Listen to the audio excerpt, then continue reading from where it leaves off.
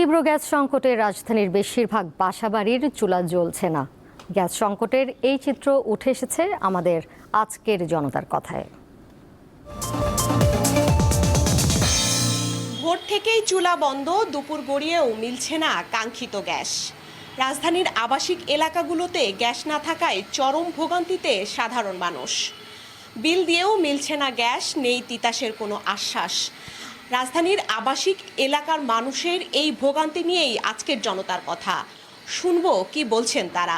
সকালে এককালে 6টার থেকে যায়, দুপুরে 1টা পর্যন্ত একটু আসে, আর যেই গ্যাস আসে ওই গ্যাসে রান্না খাবার করা যায় না। আমাদের কোনো গ্যাস একদমই নেই, আমরা ইলেকট্রিক চুলায় রান্না করি।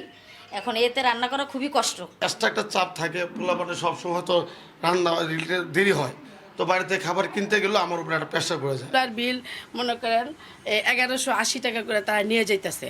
আবার আমরা সিলিন্ডার করব, সিলিন্ডারও মনে করেন 2000 টাকার উপরে। সরকার একটা করুক, গ্যাস কেটে দিয়ে গ্যাসের লাইন না দিয়ে, মানে বিদেশিদের মতো সিলিন্ডার করুক, সিলিন্ডারের দাম কমাই দেয়। সকাল থেকে এই পর্যন্ত কোনো গ্যাস নেই, রান্নাবাড়িও হয়নি, রাত্রেও আসে না, মাঝে মধ্যে যদিও মনে চায় 12টা-1টার পরে আসে। আগে শুধু শীতের মধ্যে সমস্যা থাকতো, আর এখন শীত গরম 12 মাস একই অবস্থা।